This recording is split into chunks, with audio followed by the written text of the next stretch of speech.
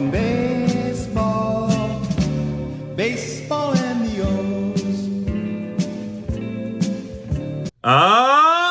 Welcome back, Birdland, to yet another episode of the Talkin Orioles Baseball Podcast. I'm your host, Benny Becker, and I am so excited to be with you, gang, here today. We got a great episode on our hands. We got 4 spring training games to touch on. Want to talk about kind of those final roster pushes going on in camp, including a camp cut that we had earlier either today or yesterday, whatever it may have been. You have really, and we've talked about it multiple times, a major battle going on for the reserve outfield positions. So we're going to highlight that today. We're also going to talk about the updates with Kyle Bradish and his injury. Just a minor update, but still we want to touch on it because that's a very big part of this Orioles talk right now. And maybe a couple other things that I think are going to be fun topics that we might touch on.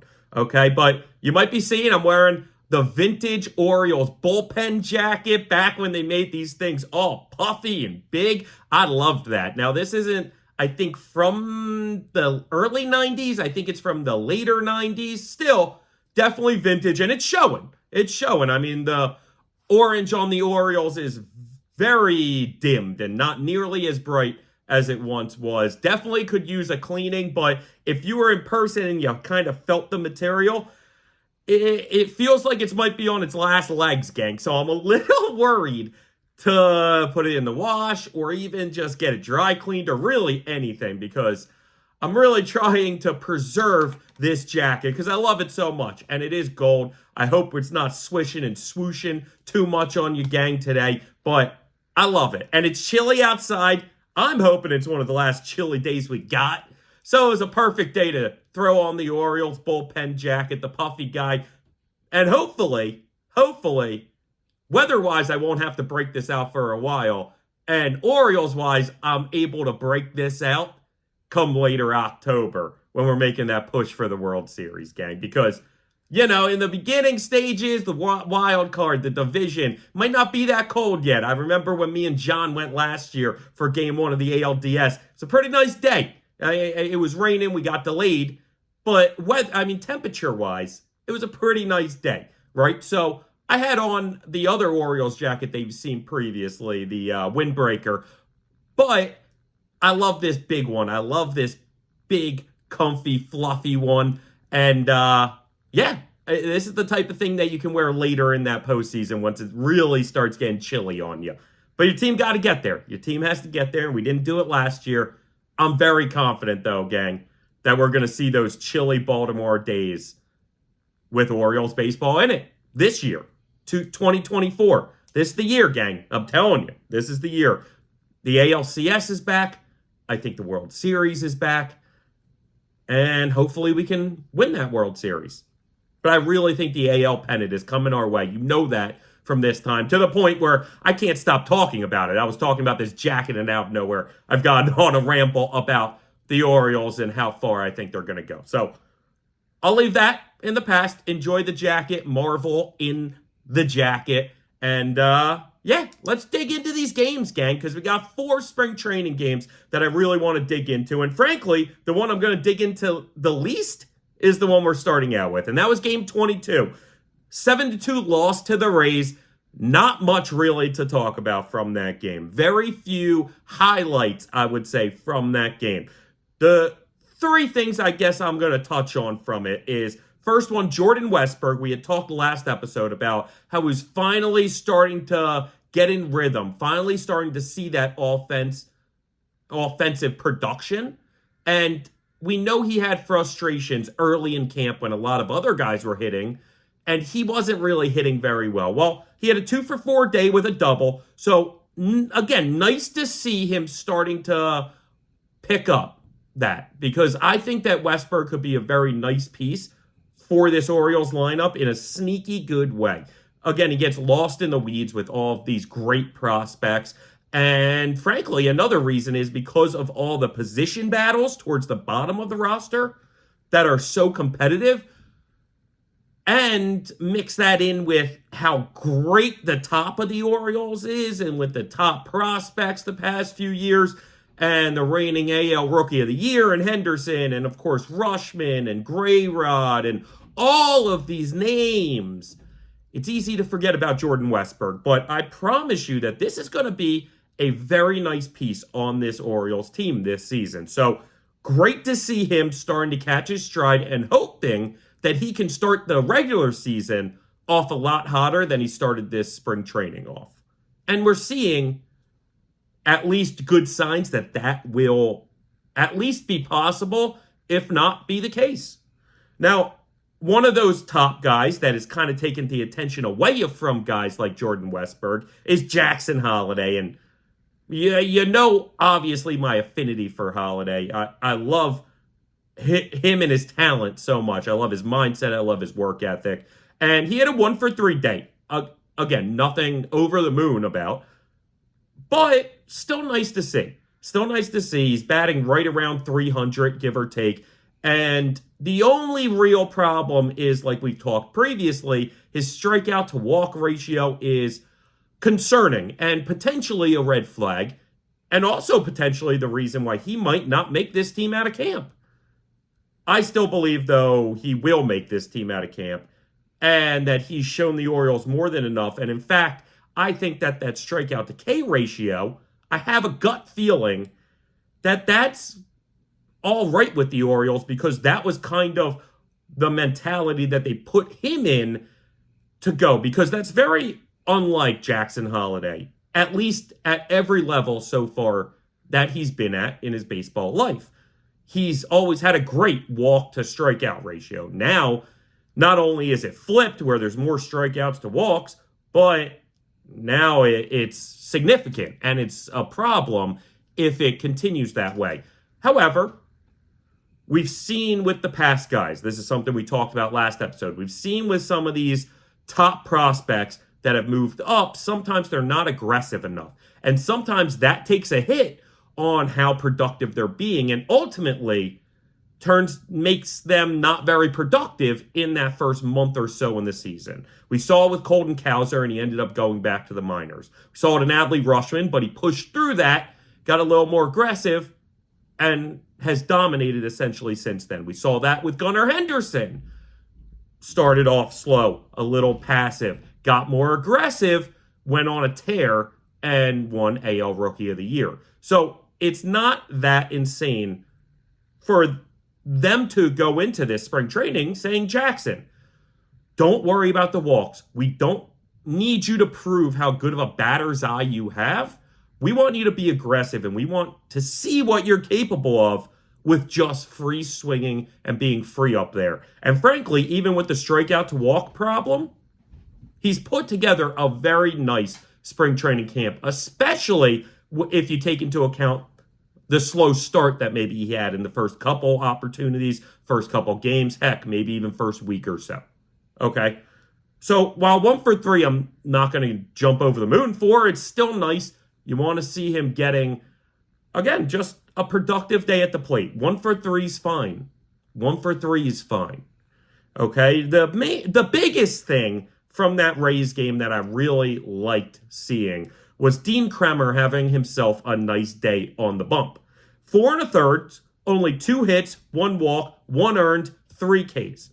Maybe not the most dominant outing, but kept men off base, kept runs off the board, and ultimately put together a very nice start, which is encouraging because he hasn't necessarily had the best camp. And I think the lasting memory, the last taste in our mouths that we have about Dean Kremer is that ALDS game when he got shelled in Texas. And I don't think that's who Dean Kremer is. Maybe he doesn't necessarily have those playoff situations again moving forward, but ultimately, I think Dean Kremer is going to be a very nice pitcher for this team. And these are the type of starts that show you that he can be very, very productive in this league. And it's nice to see him starting to ramp up and feel more comfortable because, again, he's had at least 1, if not 2, shaky outings during this spring training. All right, so game 22 in the past. Let's move to game 23.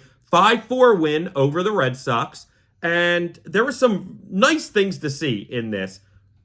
I'd say one guy in particular stood out from the bunch.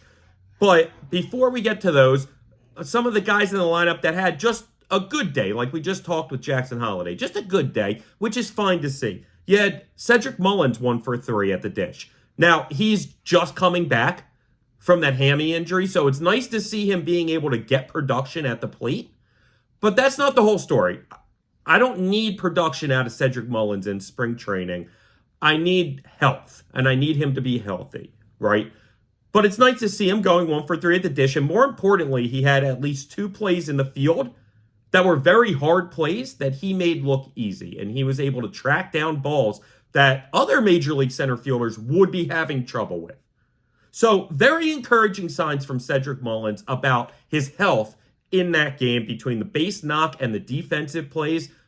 I love what we're seeing, and it's encouraging that maybe they did avoid anything major, and he is able to just get right past it, okay?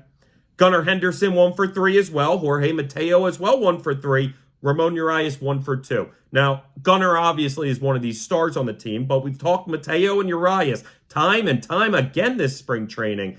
And again, neither of them had the most stellar day, but 1 for 3 and 1 for 2, I will take that out of my reserve infield veteran players, okay? So very nice. Now, the hitter, I said one stood out from the bunch, and if you look at the box score, it's very clear who that was. And it's not the first time this camp that I've said this name has been the standout, and that's Coby Mayo. 4 for 4, double, batting .378 after that game on the season, an OPS of 1.099. Those are, beyond elite. I don't know if you can take those numbers into the regular season for a rookie, but it's unbelievable to see the possibility of Coby Mayo and what he can do for this franchise for the years to come. I still am in the camp that Coby Mayo will not break camp with the Baltimore Orioles this spring. I just don't think the roster allows for Coby Mayo to find a way onto this roster right now. Last episode, though, we talked about the 3 and really 4 ways paths that ultimately I see Coby Mayo finding himself on this team. And listen, maybe it takes one of those paths. Maybe it's something different because we didn't touch on any injury possibilities leading to a promotion for him. And certainly that could happen down the road. There are guys that certainly have shown possibly that they're a little injury proof along the way. I know the first name coming to mind is Ryan Mountcastle. And we talked about one of the paths being Mountcastle and or O'Hearn struggling in that duo to produce at a consistent level at first base for them. We also talked about how I think the Orioles are very hesitant to force Coby Mayo to primarily play first base this young in his career, because I think they're seeing the glove develop in a way that allows him to stay over at the hot corner for at least a few years, if not a long while. Right? So where I was going, though, is Ryan Mountcastle has been slightly injury prone, and we've even seen it this spring because he's had a kind of funky neck thing that kept him out for a few days, and he's back. But it's still something to keep your eye on, at least. So Coby Mayo having this fantastic spring, despite the fact that I think he's going to wind up back in Bowie or Norfolk, will ultimately get on this team eventually. And you want to see him stay hot. You want to see him dominate Major League pitching like he has this spring. And hopefully when he goes to the minor leagues, most likely, he continues that domination and forces the Orioles' hand to bring him up sooner rather than later. Okay? Now, when we look at the pitching, some positives, some negatives. We'll start with the worst, and that's because it was the starter. And this isn't unfamiliar. Corbin Burnes, yet another kind of tough start. Frankly, if I go back to all his spring starts, I think the first start for him was really the only good one he's had this spring. And does that make me nervous? Absolutely. Does that kind of worry me a little? Slightly. I'm still in the belief, though, that this is not only a quality Major League starter, but an elite Major League starter. The kind of guy that will consistently, start by start, put in great performances and allow the Orioles to put themselves in winning positions almost every day he's on the mound. But we haven't seen that a ton in this spring training. And again, you look at his line, it's not the prettiest. Now, it's not the ugliest. It's not completely panicked. It's not completely horrible. He went 5 innings, 4 runs, 3 of them earned, 4 hits, 2 Ks. Now, he didn't give up a walk, okay? So he only allowed the 4 base runners, which means all 4 came in. 2 of them on home, or 2 home runs, driving in at least 3, if not 4 of those runs. So it's one of these things where it's not the worst start. It's not the best start. I think that it's more than fine to be encouraged that it seems to be a little better than his last couple starts. And ultimately, again, I just believe he's an elite major league starter, to which, just like we said with Cedric Mullins, I don't necessarily need the production and the numbers to be right in spring training. I need your health to be there. I need your mechanics to be there. I need your mentally to be right. The numbers can come and go in spring, truthfully. So the idea that Corbin Burnes hasn't had the most outstanding spring for these Orioles, again, not a panic button, not a panic mode. I still fully believe he's up there in the Cy Young conversation for the AL this season for our Baltimore Orioles. Now, on to the good stuff that we saw on the hill, on the mound. And this one, we've kind of said this the past couple outings he's had, which is extremely encouraging. And that's Craig Kimbrell having yet another scoreless inning, only 1 walk allowed, 2 Ks. Beautiful to see. And again, pitching in the middle of these spring training games for closers can be a little funky. It's not the same feeling whatsoever. And in this type of veteran, again, I don't need to see the best numbers. But he started out very shaky, and it's funny. It brings me back to episode 1. And I talked about how last year I didn't start this podcast because I feel like I can be a bit of a jinx, right? Well, sometimes that jinx works positively. It gives me what I want by making me wrong somewhat, okay? But so I take that, and I feel like if we go back to whatever episode it was when I was talking about basically how Craig Kimbrell could wind up losing this closer job. Now, I did say it wasn't going to happen right away. I did say I didn't see it being possible to start the season.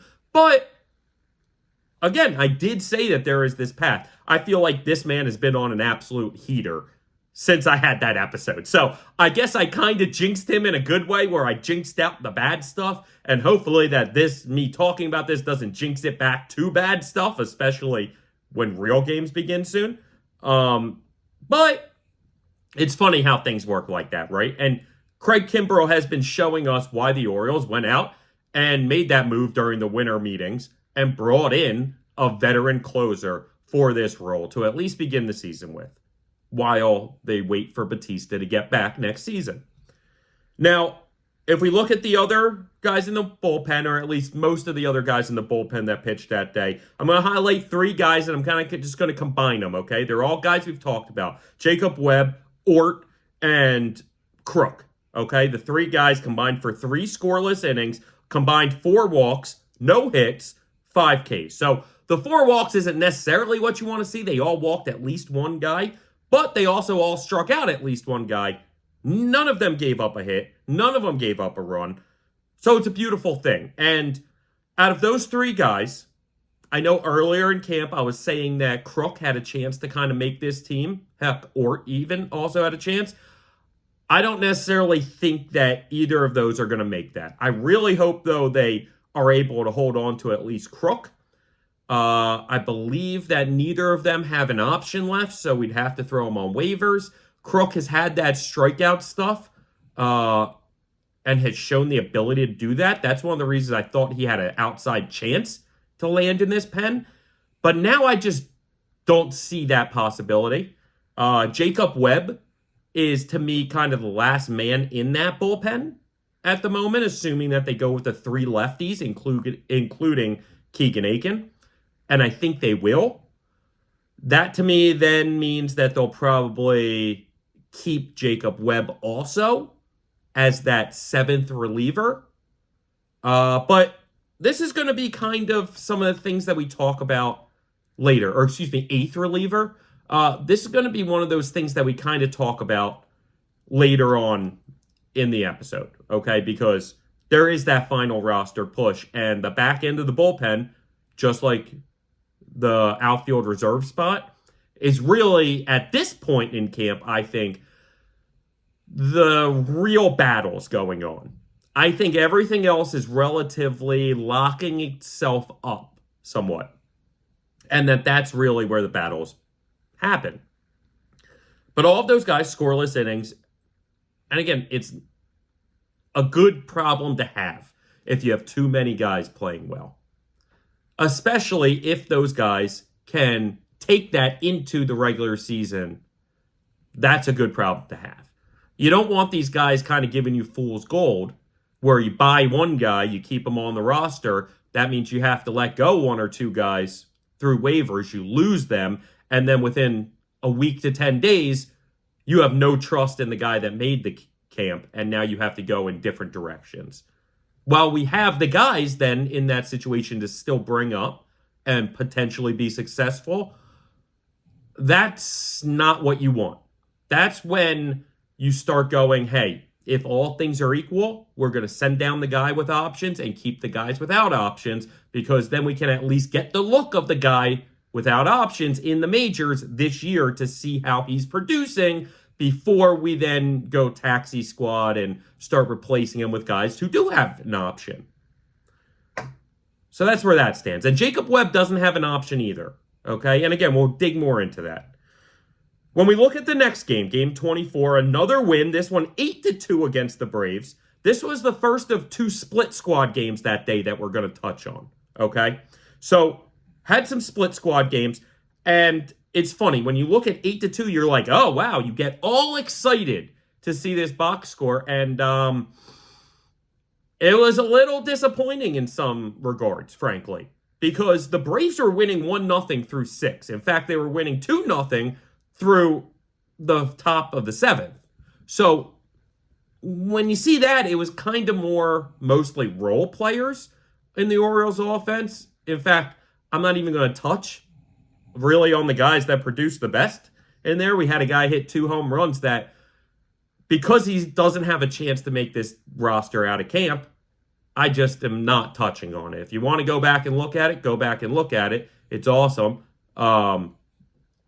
But, again, great things to see, and maybe we can see more of it in the future.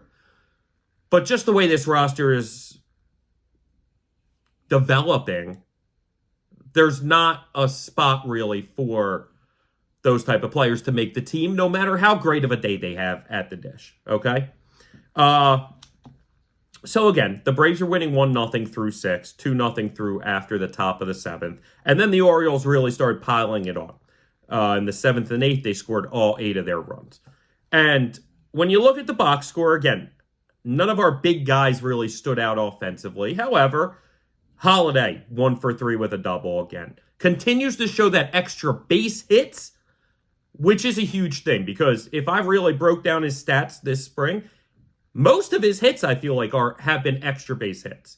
And that's unbelievable. That just shows you how hard he's hitting the ball and how talented of a player he is, and exactly why he should make this roster. Because not only is he batting well enough to, but the times he gets hits, they're really showing to be good major league quality hits.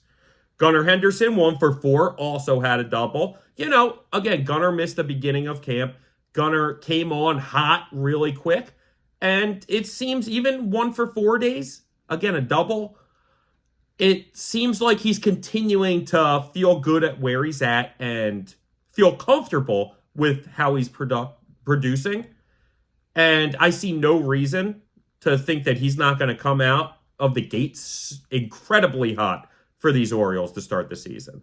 Again, a while ago in one of our earlier episodes, I touched on Gunnar and his oblique injury.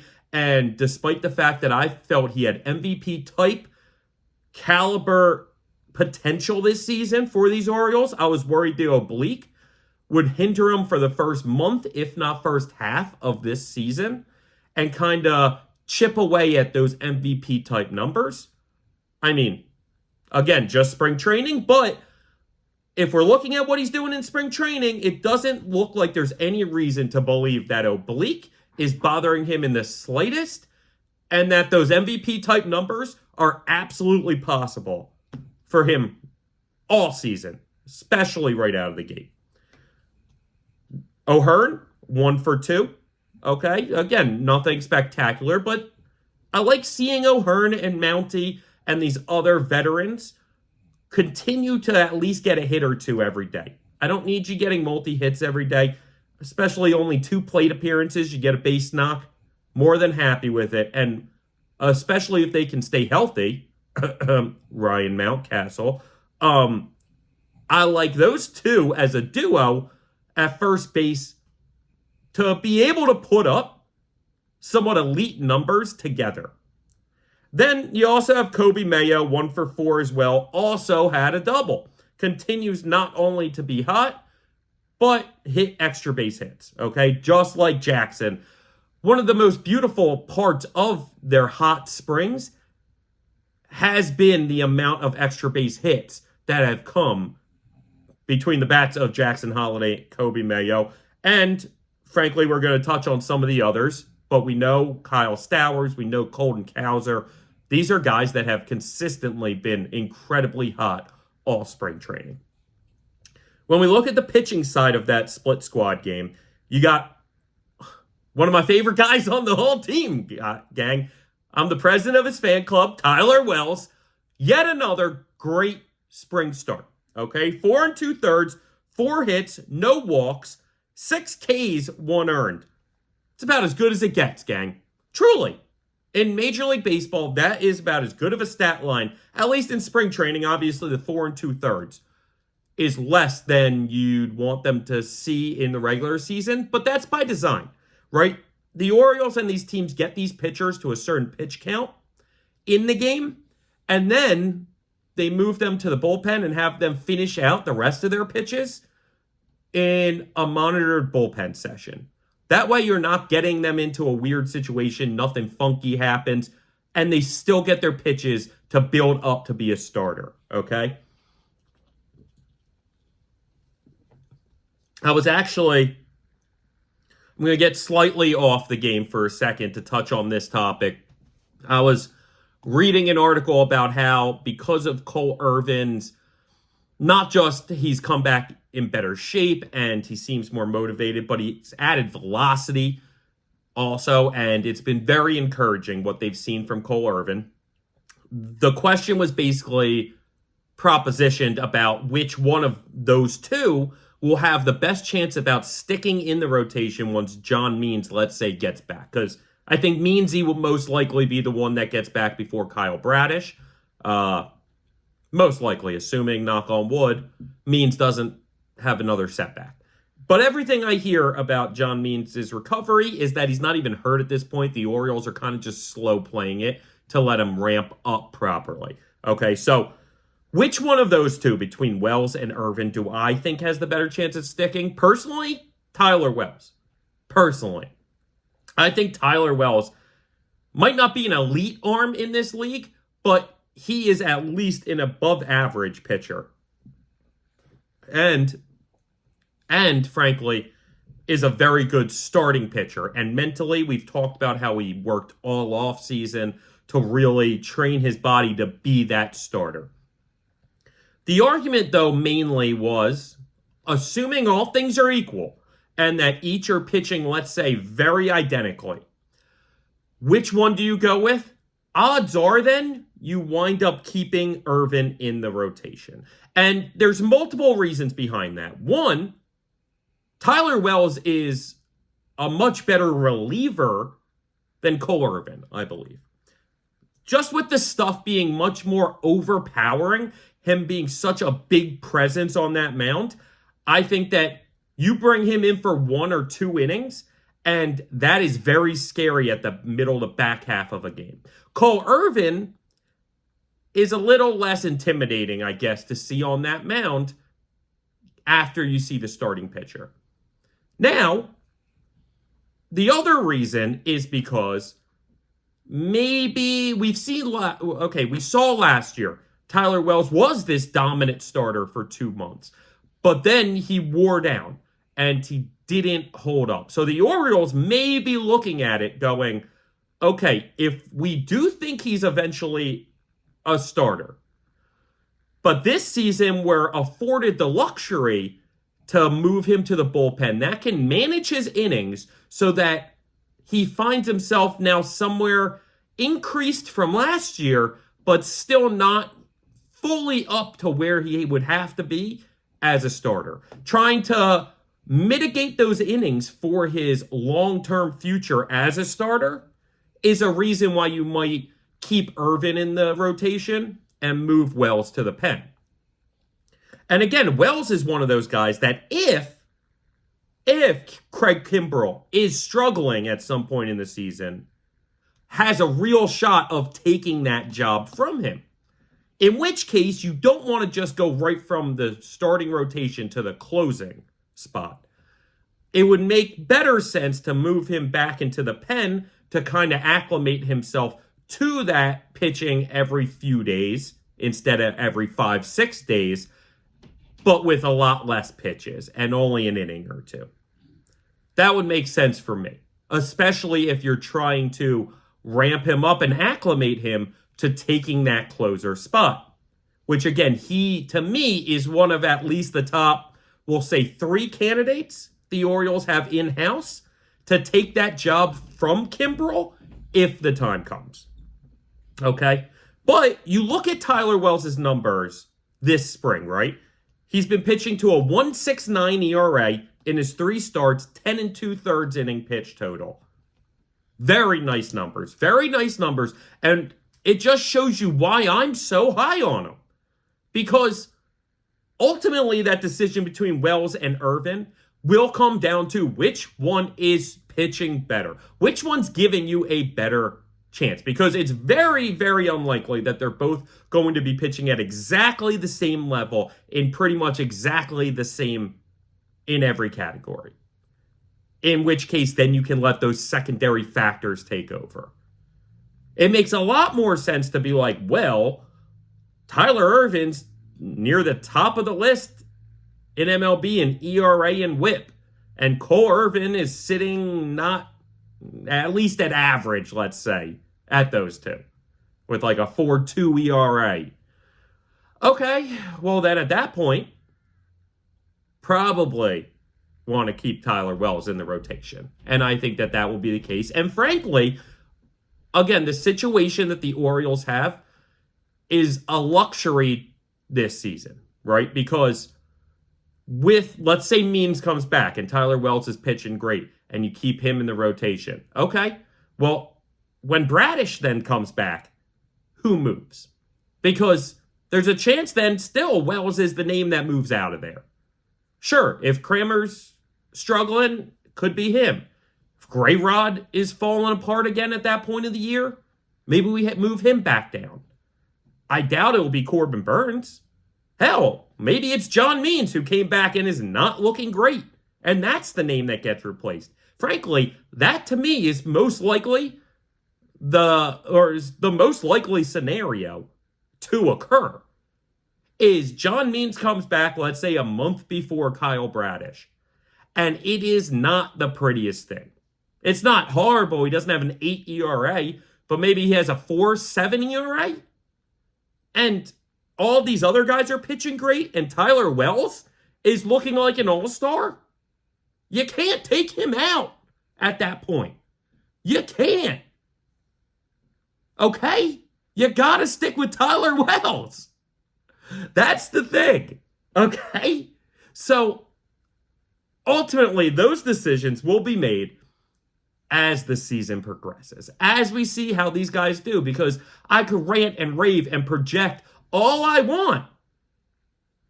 But until you see what they're doing on the field, how they're performing, I mean, that's going to tell the story. Okay? So, to finish off with that game 24 against the Braves, just like we did in game 23, I'm kind of going to lump 3 guys from the bullpen together and kind of give you their stats all from that game, okay? So between Danny Colome, Big Mike Bauman, and Keegan Aiken, all pitched a scoreless inning, combined for 5 Ks, no walks, 1 hit. Unbelievable. In fact, almost identical to those other guys. Truly. In fact, much better, because the other guys gave up 4 base runners. These 3 only gave up a single base runner. No walks, 5 Ks between the 3 of them. You know, all 3, I believe, are in this bullpen. Keegan Aiken is the one that's iffy, but Danny Colome is absolutely in this pen, and I love Danny. Big Mike Bauman's another name I absolutely love, and coming into camp, he was a guy that was maybe fringe, but I fully expect him to be on this roster, not only opening day, but most likely the entire season.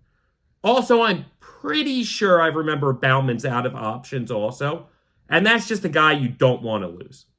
Keegan Aiken is the one that I believe has an option left and could potentially still be dropped from the roster. But keeping those 3 lefties in Danny, CNL, and Keegan Aiken, I think is something the Orioles really like and is probably going to win out over dropping Keegan at the moment and keeping a true long guy, which is still possible.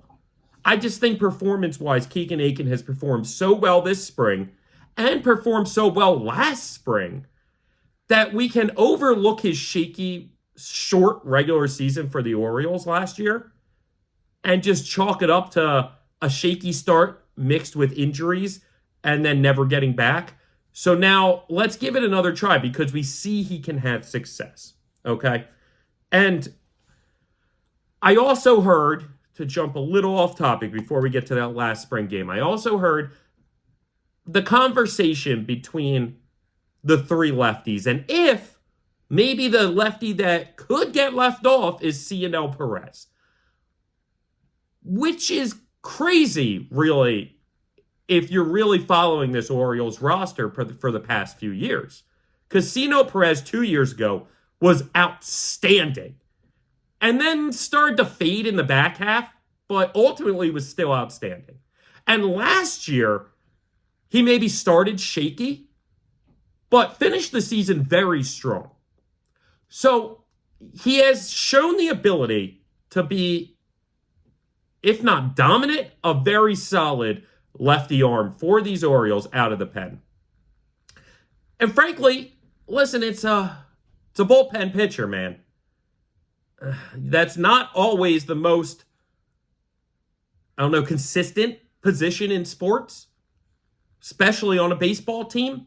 Those are kind of the guys that give you maybe some more outliers where they go 6 appearances without giving up anything and they give 1 or 2 where they get absolutely shelled. And there is kind of that back and forth. And as long as you're getting more good than bad, with CNL Perez's stuff, he's absolutely roster worthy. And I don't see any way he's not on this roster to begin the season.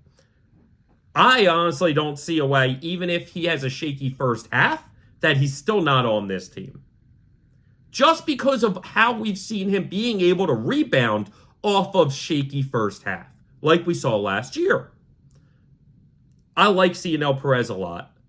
And he's not the most trustworthy player out there, but I think he brings a lot. And he's got some great stuff.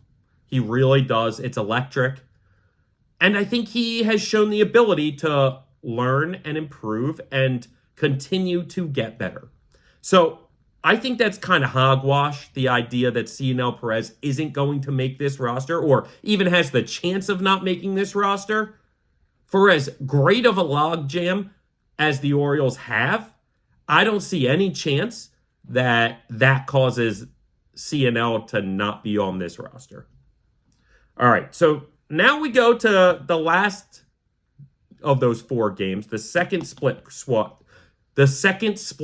game that day, game 25 of spring. It was a 4-4 tie, I believe the Orioles' second tie of the spring. And listen, this game had one thing really and one thing only to talk about, and that is Kyle frickin' Stowers. Kyle Stowers that game had 3 home runs, we're bringing his total up to, I believe, 7 for spring, possibly leading the Grapefruit League in home runs. I didn't even check that because relatively meaningless, but still amazing to see Kyle Stowers through all the adversity with all of the other names around him, everybody else getting talked up coming into camp, and Kyle Stowers is the one that is showing off of those all those outfielders. And again, Cole Cowser's absolutely showing off too. In fact, Cowser's had a better spring than Stowers, but Cowser's also the bigger, better prospect. Kyle Stowers is getting lost in the weeds and forgotten about and doing everything he can to make this roster. Truly, 3 home runs. Now, if you look at his home runs this spring, he was 7 for 15 against lefties, 4 home runs, okay? Coming into that game, he was only 1 for 19 against righties. All 3 of those home runs, however, were against right-handed pitching. So now, given it's only 1 game, and 2 of those 3 home runs were against the same pitcher. Now, Kente Maeda, who's a major league level pitcher and a deep veteran when you include his international career. So certainly it's something to be proud of. Okay, but it's kind of crazy that he's had, coming into that game, most of his home runs, or all of his home runs, against lefties. And not only that, but having such success at the dish, 7 for 15 against lefties. Now, obviously, those 3 home runs and that perfect day helped his numbers against righties. But it's still a little discouraging. And at the same time, weirdly encouraging. And a reason why Stowers might be one of these guys who is going to get himself on this roster to break camp. Now, whether that happens or not, I don't know. But the 3 home runs in a spring training game is the first, or one of 12 since 2006. So that just doesn't happen often. Now, part of that is because these guys are rarely playing a whole game. But also a part of that is, listen, 3 home runs is very tough. And not many guys hit 3 home runs in a single game. So it's cool to see Kyle Stowers get himself as one of those 12 guys that's done it since 2006.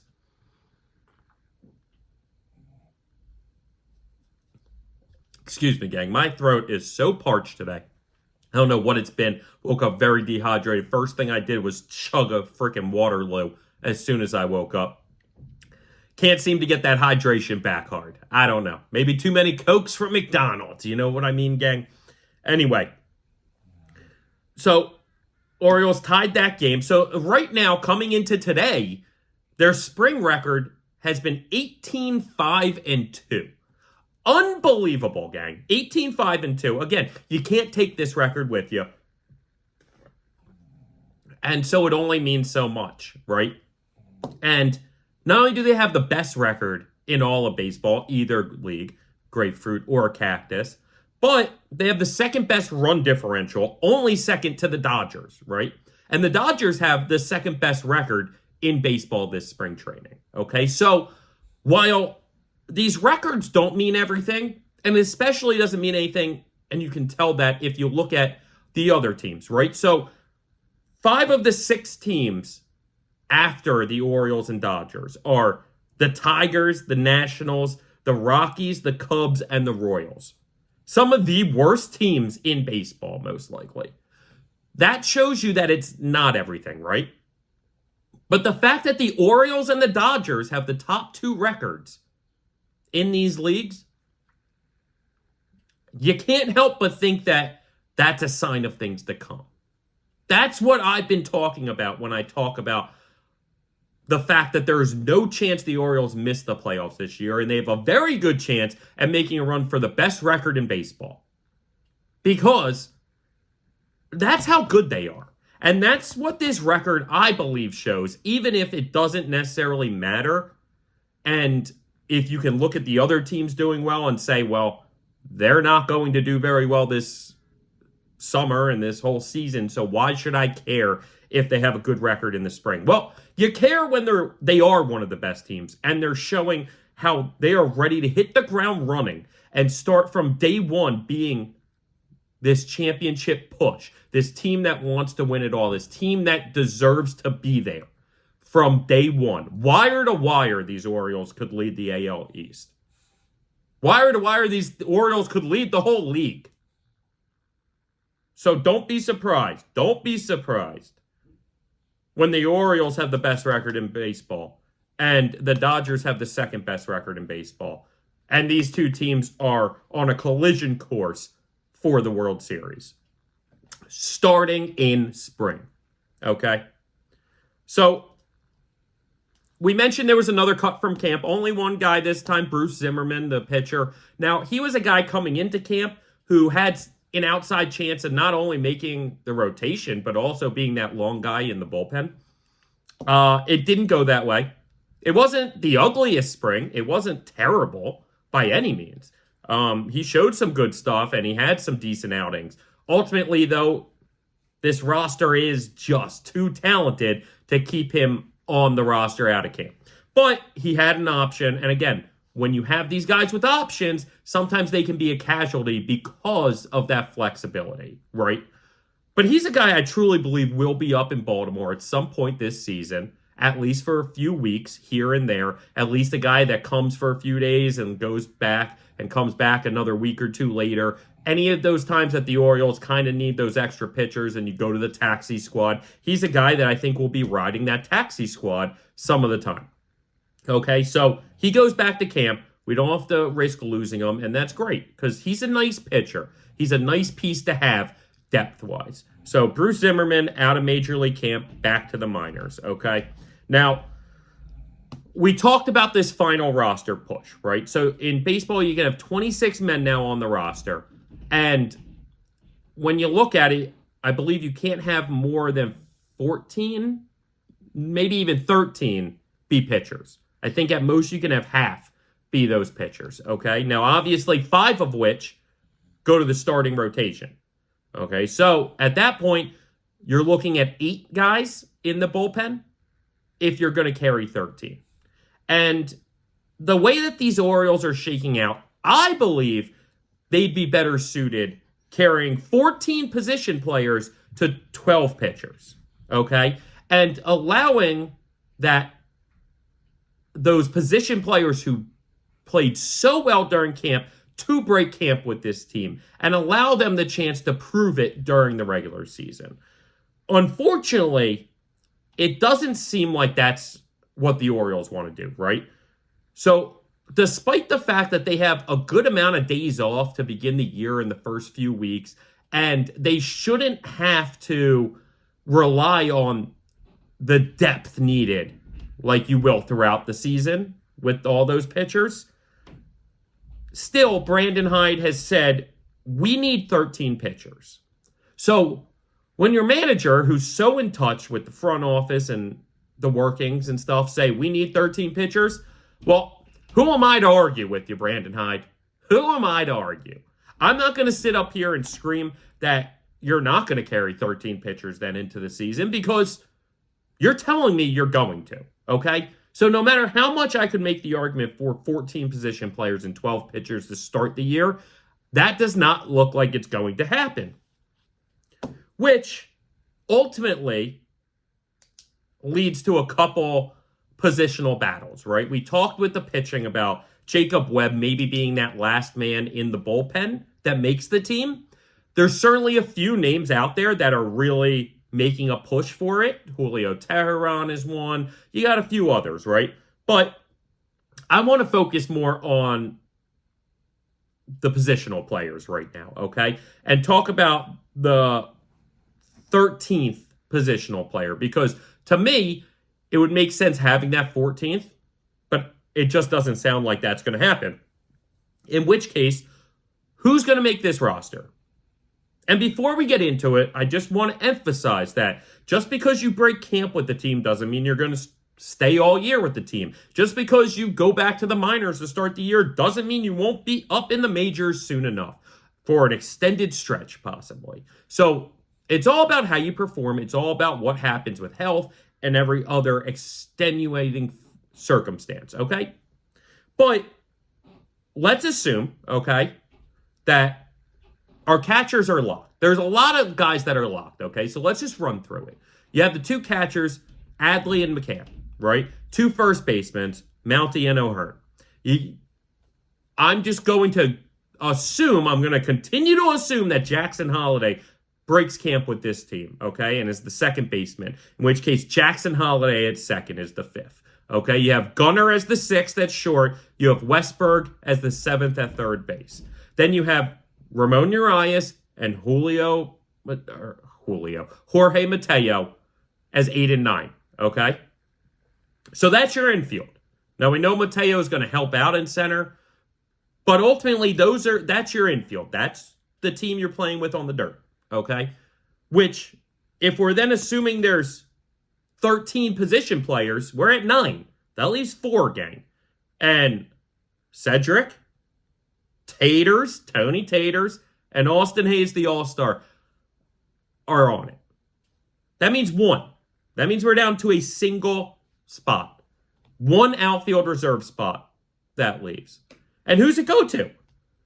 I mean, you have Kyle Stowers, you got Colton Cowser, you got Ryan McKenna. Ryan McKenna's out of options. And I've been screaming all camp about how much I think they want Ryan McKenna on this team. But I just don't see that happening anymore, I don't think. I feel like McKenna's going to get designated for assignment at the end of camp because of how talented outfielders we have all around and truly performing. We talked about Stowers' numbers. Cowser, I don't have the numbers in front of me, but are unbelievable. And I'm pretty sure today is even adding to it. And we'll obviously get to that next episode. But like, Colton Cowser is tearing up the league. Stowers is possibly leading the league in home runs. Then you have Heston Kjerstad, who essentially is being forgotten about in this race, almost guaranteed to go back to the minors. And then, yeah, you have maybe 1 or 2 other names technically fighting for a roster spot, but ultimately, I think it comes down to those 3, okay? Cowser, Stowers, McKenna for that 13th positional player. And this is why, to me, I feel like it would do so much benefit, especially early on in the year, keeping a 14th position player and running 12 in the pitching staff. But again, it doesn't seem like that's the plan. So while I think keeping Cowser and McKenna to start the year makes the most sense, I don't see it. And if I don't see it, if I don't see that happening, I have to believe at this point, the way he's performed after the adversity he faced last year, to come back the way he has in camp, Colton Cowser is going to be that 13th positional player. He just is, gang. At this point, I'm almost locking it in. Because again, every single time I see it, including today that we're not even talking about, Colton Cowser is going out of his way to put up insane numbers and just perform and show why he needs to be on this team. And it sucks to lose a Ryan McKenna because, again, I think he brings a nice versatility aspect. I think, him playing all 3 positions helps. Now, Cowser can do that. Cowser can play center field some, so it's not insane that he takes that position. But, again, Ryan McKenna is yet another right-handed bat that I believe we could use, especially in that outfield. McKenna has had very nice clutch opportunities for these Orioles the past couple years, too. And so that's one of the reasons why I want McKenna to start the season on the Orioles, to try and show that he can keep that going again. And if he made the team and he wasn't successful in clutch situations, and he wasn't showing that next gear, and he wasn't batting well, well then yes, after even a week or two, you can call that experiment. But the way Colton Cowser and even Kyle Stowers have batted this season, I just don't think Ryan McKenna can make this team anymore. Unfortunately. And it stinks. It really does. But that's how good Colton Cowser not only is, but has been playing this entire spring training. And Kyle Stowers, while his numbers aren't as gaudy in most places as Colton Cowser, I mean, he's hitting bombs. And some of them, like, total moonshots. And he's shown his athletic ability. And he's shown his benefit to this club. Now, Stowers does have that option left. Cowser has an option left. So it's possible, despite the great springs, that the Orioles could go, let's see how you do in the regular season in the minors, and give Ryan McKenna the chance to stay on this roster. And despite McKenna not even having a bad camp, McKenna's had a decent camp, I think. But it just hasn't been a wow. Which is a problem when Cowser and Stowers almost every day show you wow. When you're getting that wow from these two young studs, I mean, if you're not giving me that wow, making it very easy to say sayonara, or at least let's see if we can move you back to the minors. Because I would love him as a depth piece. If I knew he had an option, I would absolutely stick him in the minors and use him as depth. But we don't have that luxury. So, again, do you go with McKenna on the roster, who doesn't have options, and you use the options for the other guys as flexibility, and eventually they'll find their way up on the majors, whether it's through injuries or trades or just poor performances by other guys? Or do you say, screw it, man? Screw it. These kids are too talented to keep off. We're just going to put them out there. We're just going to sink or swim with them again. And then if Cowser's fails again somehow, we'll bring up Stowers. And if Stowers then fails, then we'll bring up Heston. And frankly, if all of them fail, I think we still have one or two names that we could go to. Maybe a Fabian, maybe a Beavers. But I think those guys maybe still need more seasoning for sure. Even though both of them have shown some interesting stuff this spring. I think then that becomes one of my favorite conversations to talk about, the time that you make that blockbuster for a Mike Trout, right? We've talked up why that makes sense, and we'll continue talking up why that makes sense. Well, in that situation, it would make sense. If these young prospects that you hold so highly are not able to constantly perform at the major league level, and your veterans aren't constantly performing like you need them to in that outfield, that's the time things could get shaken up.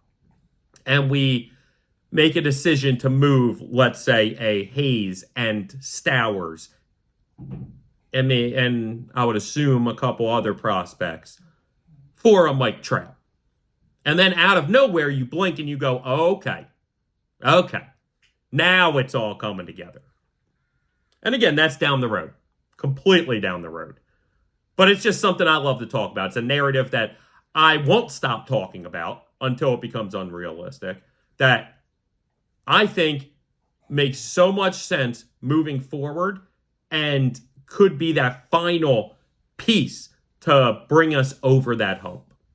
Even though maybe we don't need a final piece. Maybe we are just going to get over the hump ourselves. Just like last year, we got to 101 wins pretty much by ourselves. We didn't have to go out and do this crazy thing to get us over that hump. So that's a possibility too, gang. Again, this is all conjecture. Until they start playing games, it is all conjecture. All right? So One of the last things we'll talk about is Kyle Bradish's injury, okay? And there's not a ton to touch on, but it's encouraging. We know he started the throwing program and we were hearing good stuff. I think last episode I caught you up to date on how he was coming off of a bullpen session. And while we heard good things of that bullpen session, we hadn't really heard any news post bullpen session. But now we have. Now we have. And listen, the Orioles aren't going to elaborate and indulge us in information on it because that's not how they work. That's not how they operate. But they did say that he felt really good. That Bradish is feeling really good off of that bullpen. And that's what you want to hear. Like, no news is good news, and feeling good is encouraging. Because when these things get out of control, it's when they throw and they're not feeling good and it hurt. And then the next day it hurts. And then the day after that it hurts. And then it seems like this is not picking up speed and rolling in a direction that's going to get the guy back. Right? But that's not how we're at with Kyle Bradish. In fact, when we were catching you up real quick on Garrett Cole the other day and his injury, we talked about how while they have their similarities in the reporting, it feels like night and day with optimism and pessimism. And everything we've heard from the moment this news got announced has been optimistic with Kyle Bradish. And not to go deep, but like it feels pessimistic as far as the Yankees and Garrett Cole. And that's their worry. That's their problem. We know he won't be around for at least a month, if not two. And probably goes the same for Kyle Bradish. I think Bradish, though, is very encouraging, especially about, let's say, a month since the news broke on that injury. I mean, since that news broke, we've gotten nothing but encouraging signs and continuing to build and build and build. So to me, when I look at it in the grand scheme of it, when I try and paint the picture of what's going to happen, I think Kyle Bradish is going to be able to work his way back. And I don't think this elbow injury is going to be an end-all be-all for his season. And I think everything encouraging we've been told has been truthful and honest and realistically optimistic. That's what I'm hoping for. So, nothing but good news to report there, even though it's not breaking news on anything. Even if it's not huge news and there aren't many quotes to say about it. I'll take a single "he's feeling good" quote after that. Because we talked about how we hadn't heard anything since the bullpen. So it's nice to kind of get that report out of the way. So the last thing I think we're going to touch on today, it's something a little fun, goofy I was reading about, is Jackson Holliday and what number he's going to choose. Because this spring training, he's been rocking the 87, okay? Not prototypical baseball number. I mean, we're taking two legendary Orioles numbers and kind of smashing them together. There's something kind of cool about it for an Oriole, but certainly not something that he's expected to keep moving forward. And everything I hear is that 87 means nothing to him and moving forward. So I know he has this want probably in his mind of wanting number 7. It seems like that's a big number for him and his family. Another big number for him and his family was 5. Obviously, 5 is taken. 5 is Brooksy and will always be. So, sorry, 5 is gone. Okay. 7 technically is gone, but not exactly, right? So, it's unofficially been retired for the Orioles since 88 was the last year that anybody wore the number. That was both Cal Sr., who then got fired after the historically bad start where they couldn't win a game, and taken by his son Billy for the remainder of that year. And nobody's worn it since. The last Oriole to wear it without the name Ripken was my dad's guy, Mark Belanger, the Blade, right? I think 81 maybe? That might be way too late. I don't know. I'm just going off of what I remember seeing. But 81 for Mark Belanger seems way too late for him to have still been playing. But maybe I'm wrong. Maybe I'm wrong. Again, that's before my time. I'm good with that stuff, but not perfect. So probably should have looked it up, right? So the talk kind of has been between 1 or 14. It seems like Holliday, when asked about it, kind of came out and said that I think those are the two numbers he's kind of debating between. Both cool numbers. I could see him in both. Personally, though, he looks like a 1. He looks like a 1. And while I know Richie Martin was the last guy, I think, for the Orioles to wear number 1, that number will always be Brian Roberts.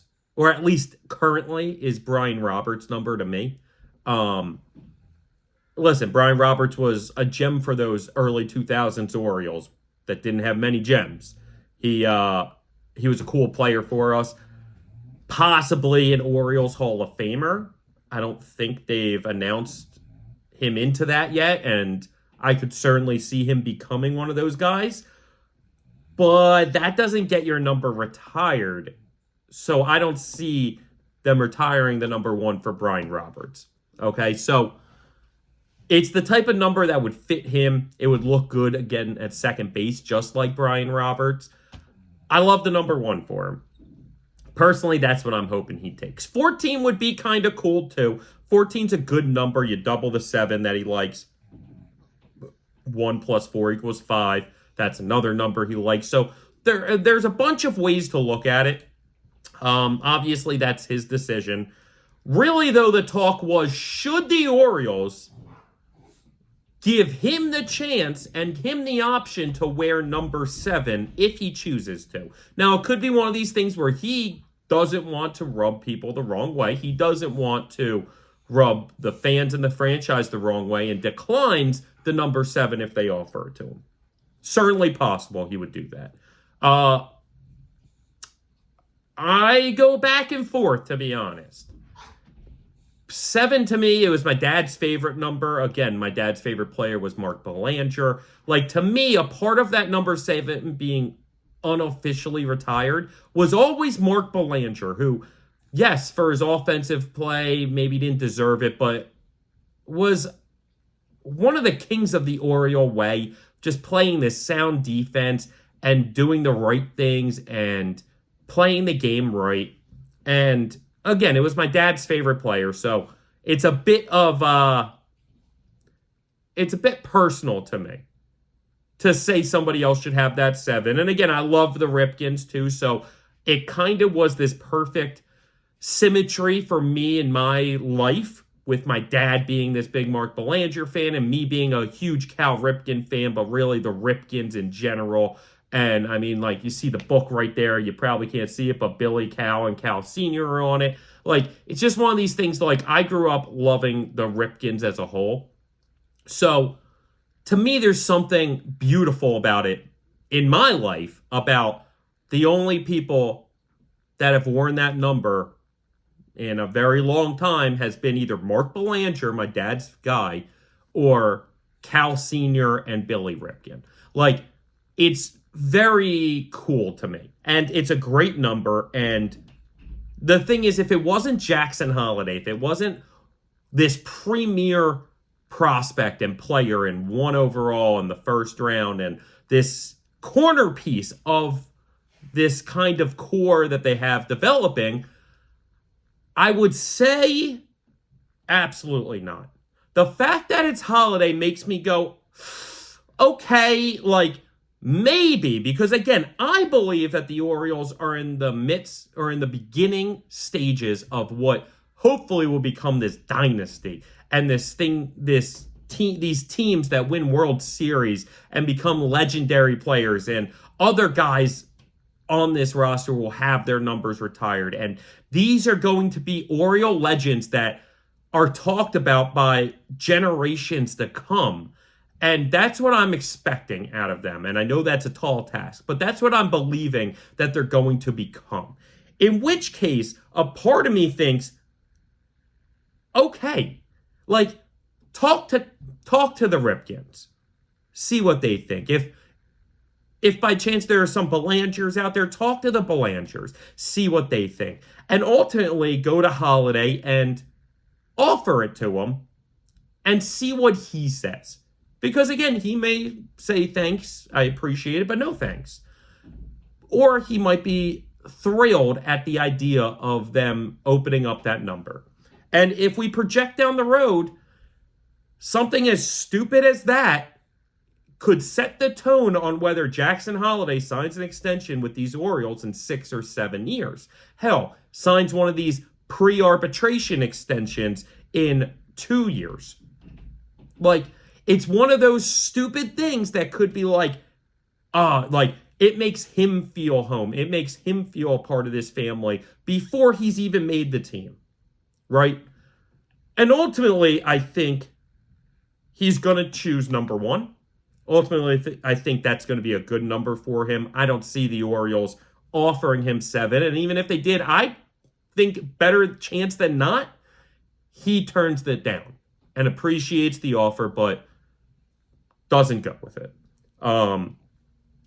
Again, 14 was a number his dad wore, I'm pretty sure. I know 15 his dad wore, so that's another possibility. But when he was asked about it, it was really between 1 and 14, it seemed like. Out of those two, I would choose 1 for him, personally. I think it's a cool number. I think it fits his body. I think it fits his type. I think it fits him as a player. And also 1 overall. First round, 1. A lot of 1s, right? Be cool.